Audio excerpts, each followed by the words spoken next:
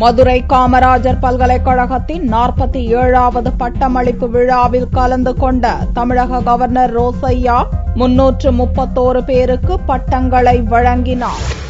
மதுரை காமராஜர் பல்கலைக்கழகத்தின் 47வது பட்டமளிப்பு விழா புதன்கிழமை காலை பல்கலைக்கழக வளாகத்தில் நடந்தது.